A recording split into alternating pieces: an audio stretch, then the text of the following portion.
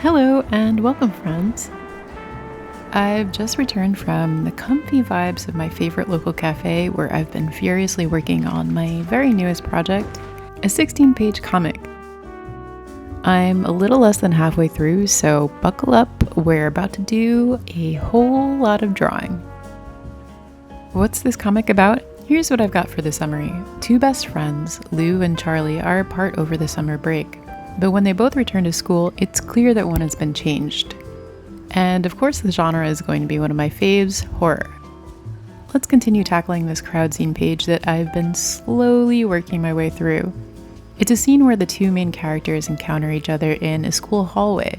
But because there's an emotional distance between them at this moment, I wanted to put as much physical distance and obstacles between them as visually possible. Whether or not I achieve that here, you can be the judge of.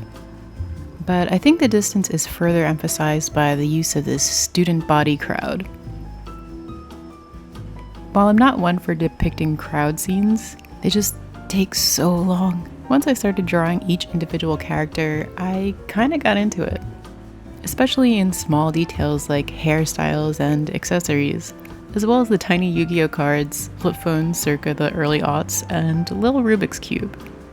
In the end, I was very pleased with myself to have chosen school uniforms for the students because designing clothes for each and every student would have been super overwhelming. One thing I've been trying to do with my compositions is to place the vanishing point, or at least one of the vanishing points, behind the head of a character.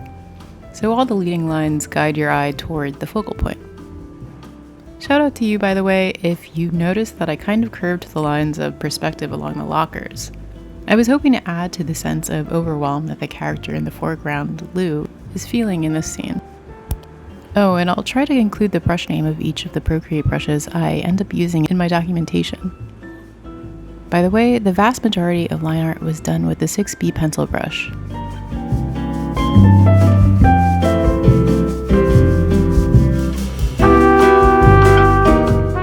Side note, I did not go to high school in this type of environment. Well, I did go to Catholic school from grades 2 through 8, and the students all wore uniforms. In high school, I went to a public school which had no uniforms. We also didn't have lockers because our school was so severely overcrowded. For one thing, my freshman class had 900 students, and the hallways were always a traffic jam. Why didn't I represent this in my comic? Well, I think the school itself would have become its own main character in that case, and 16 pages just wouldn't be enough to hold it.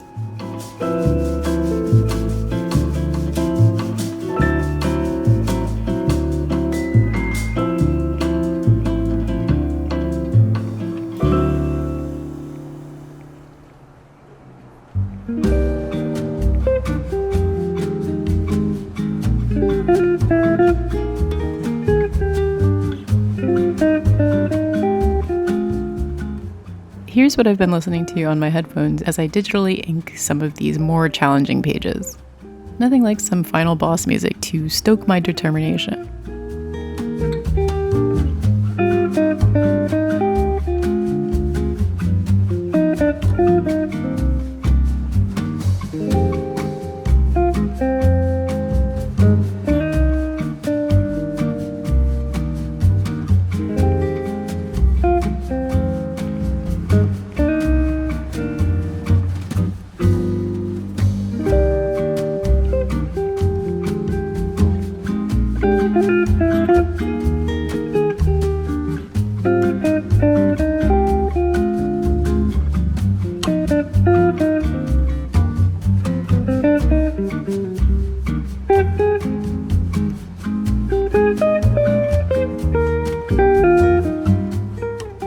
On this new page, the other central character, Charlie, is not as emotionally aloof as she pretends. I also wanted to hint that there's something supernatural going on with her, thus the strange pupils.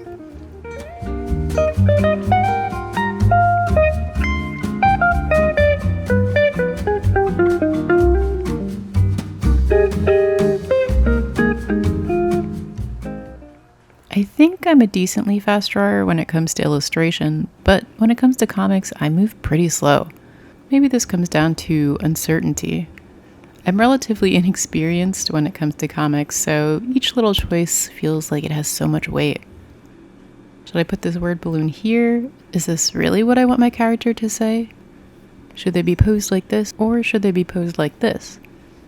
How should they be framed in this very moment, and what's the most important part of this arc of action to capture? You get the picture. Probably adding to this slowness is my constant undo and redo in the digital art making process. Would it be faster to work in traditional ink and paper without the temptation of undoing each of my lines? I've got to wonder. Maybe I'll try that in the next comic, though.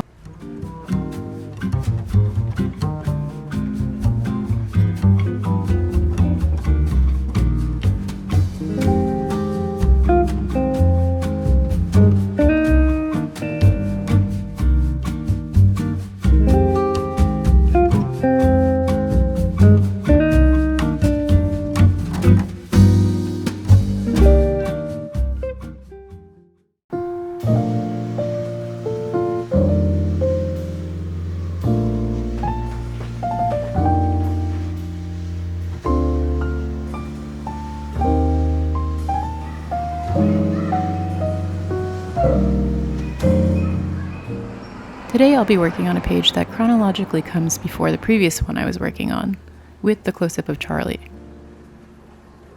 This one features a little of Lou's frustration with her estranged friend.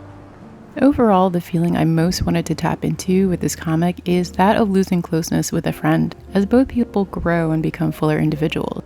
Friends shape who we are at any age, but I think when we're young, friends have monumental implications for the people we ultimately become. We're more sensitive and we're more attuned to little changes in our friendship, especially when you see your friends on a day-to-day basis. And when there's strife between you and a best friend in particular, it can feel really destabilizing and scary. An island that you had previously sought the shelter of in the chaotic seas of your social and academic life is no longer habitable, and it can be tough to find a new place of belonging. I think that's why I leaned into the horror genre for this comic. Adolescence is a little horrific in many ways.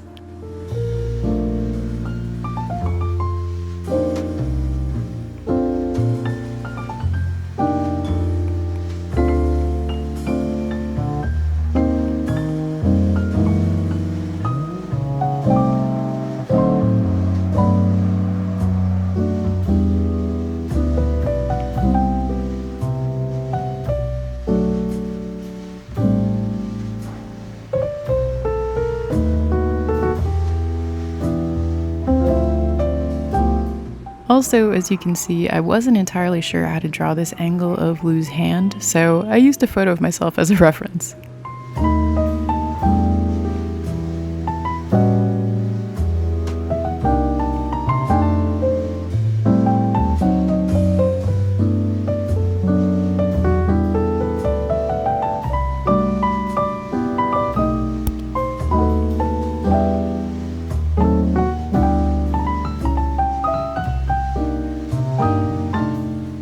Let's reward ourselves for all this drawing by heading to the 42nd Street Library.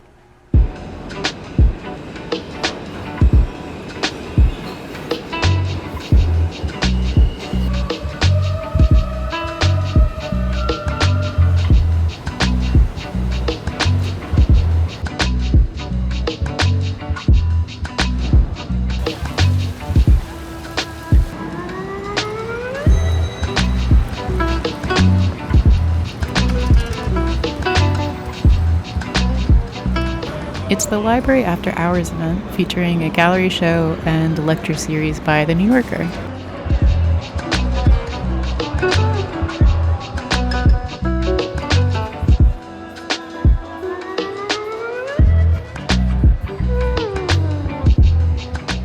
Well, I didn't film much of the gallery show because it was hella crowded and I didn't want to be that guy pointing their camera at people. I did love taking in the ceiling frescoes without running into tourists every which way. Also, I was feeling very mischievous to be hanging out in a place that I can usually only access during daylight hours.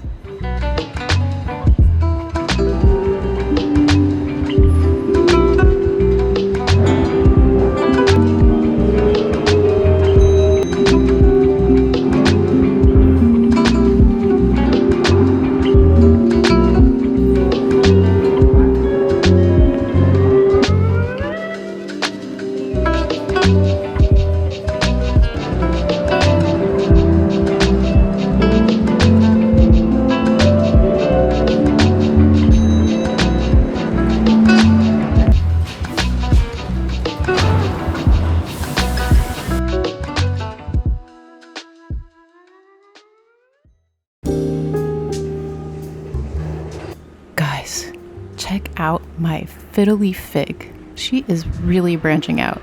Literally. One day I was watering her and I didn't realize she was growing a whole ass new branch.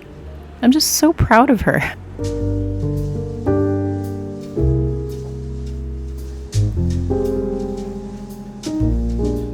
Today I am trying my best to figure out speed lines.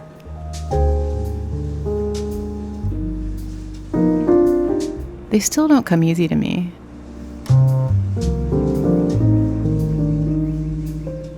Well, that's another problem for later. You may already be familiar with it, but a great drawing tool I only recently discovered is called Reference Angle. It's free for use and provides a 3D head that can be turned to various angles for reference when drawing. It also houses a little database of various facial expressions in photo format, which is really helpful if you're unfamiliar with drawing certain facial expressions.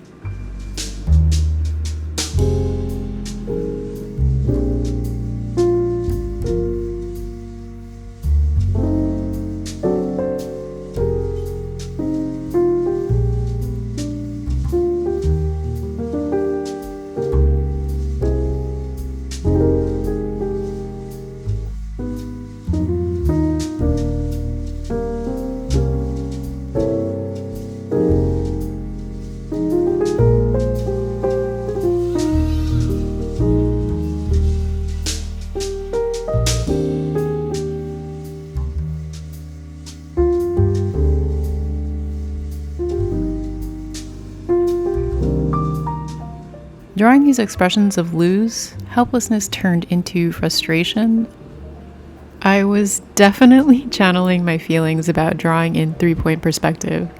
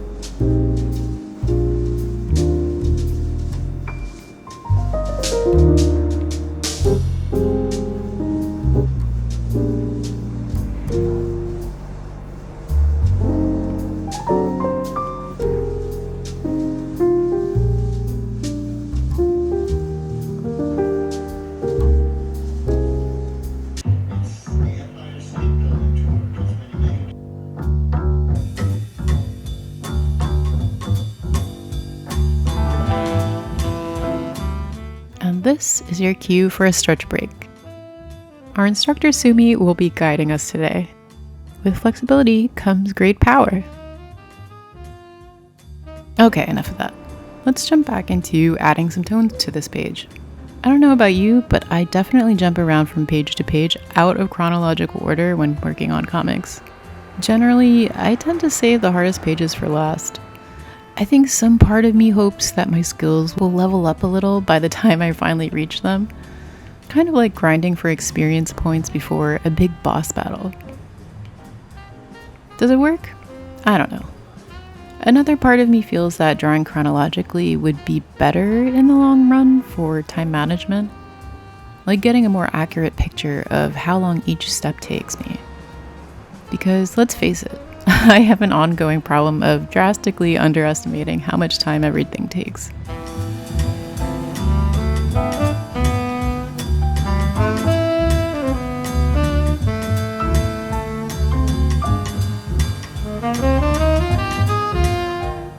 After running a few errands, I'm taking myself on a little walk to a gallery exhibition before it closes.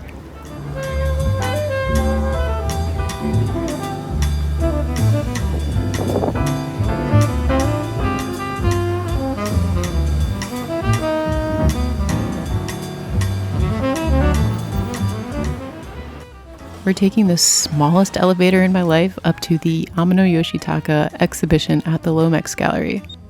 His work was a really huge influence on me, especially in high school.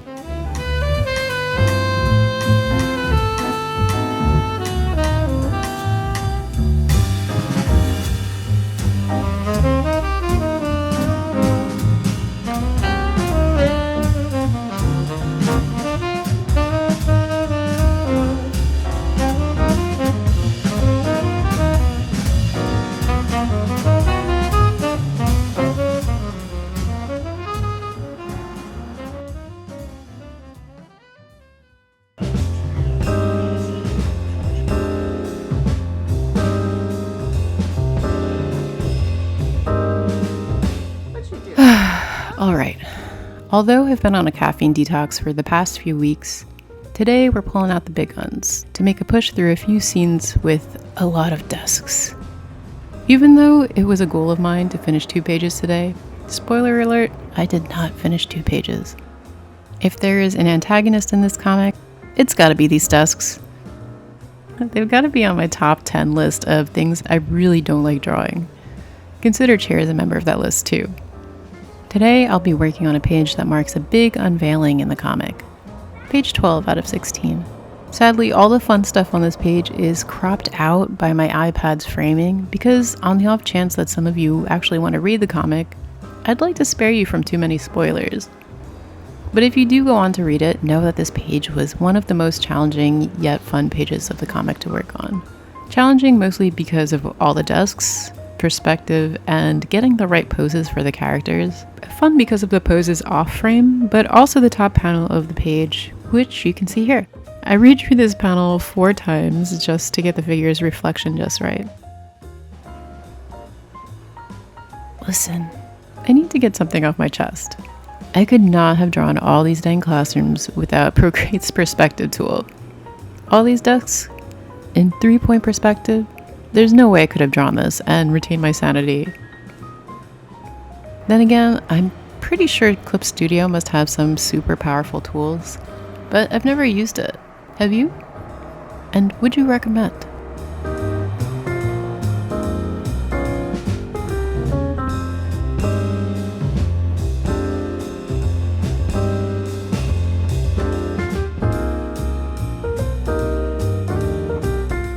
While this character is just another nameless cast member, I felt that the original pose I'd drawn was not in line with his acting.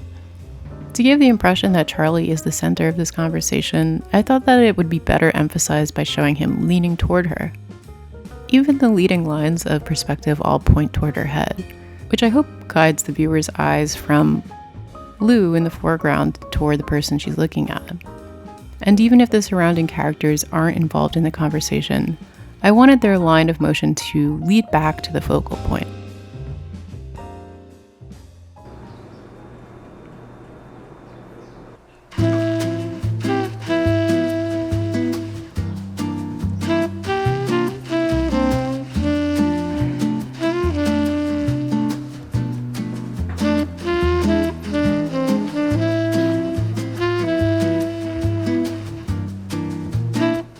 This character in particular is dedicated to my exasperated yet patient teacher friends.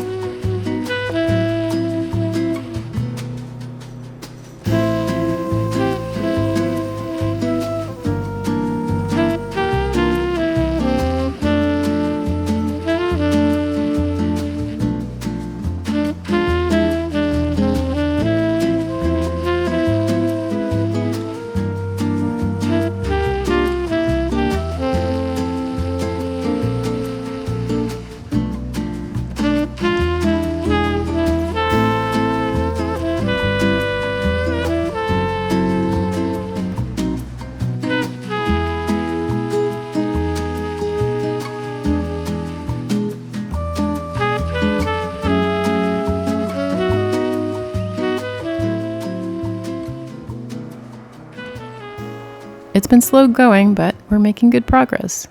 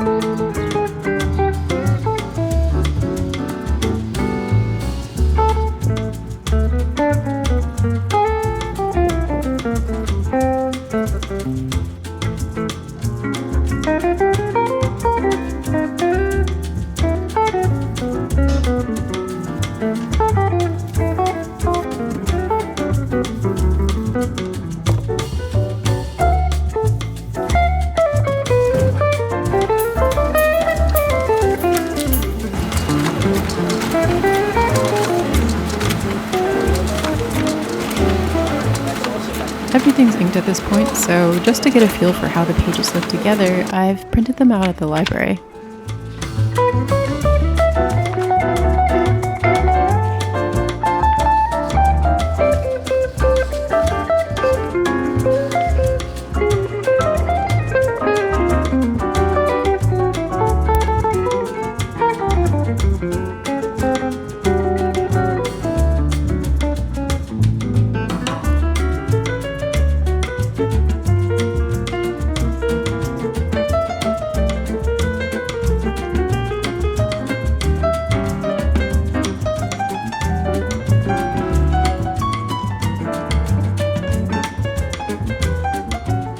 Now that everything's inked, the only thing left is the cover. Alright, let's put my costly Adobe subscription to work. There's this one photo that really inspired the cover for this comic, though I suppose I chose a different crop and angle to depict the concept.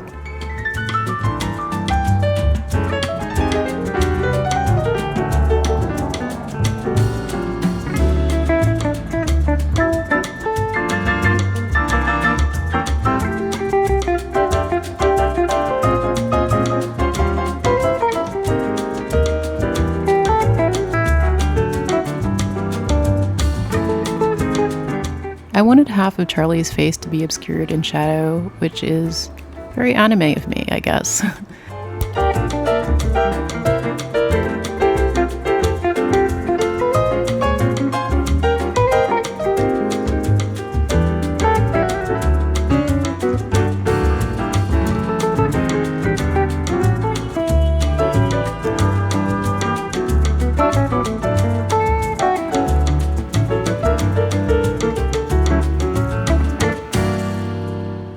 As you can see, I pulled some old ink textures from my own personal library.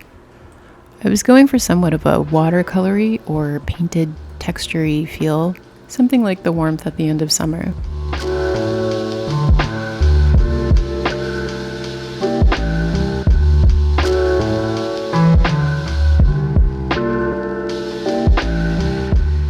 I have to say, I had a hard time choosing a background color for this piece. Eventually I settled on the same color as her skin. It just seemed to contrast nicely with the darkness of the tree. But there's also a bit of supernatural glint to her eye if you look really, really closely. All told, this comic took me about a month to digitally ink 16 pages. There's still so much for me to learn about making comics, but every time I work on a new one, I feel like I pick up a lot of small skills and learn a lot of things that I didn't know I'd need. I gotta say, it's endlessly satisfying. And I can't describe how exciting it feels seeing a comic come together before your eyes. Don't get me wrong, I still feel intensely shy about sharing it, and maybe that's just something that will never go away because I care about it. But I seriously feel immense gratitude for anyone that takes the time to read the things I make.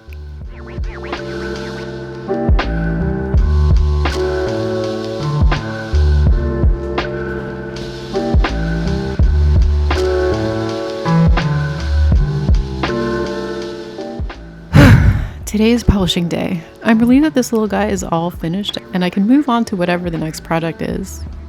But I'm a little nervous. I'd like to give a big shout out to my patrons over at Patreon for seeing me through some of the process for this, as well as my canteen friends for always hyping me up. Where would I be without you? If you're feeling extra curious and would like to read the comic, you can download a copy over at my Patreon store, and it's free for any members of the Bright Bloom tier.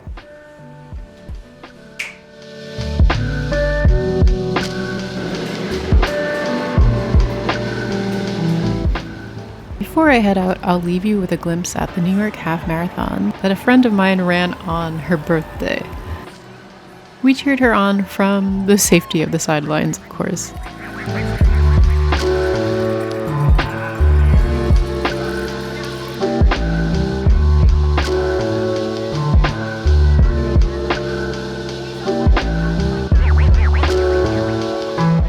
Thanks so much for watching, and see you next time.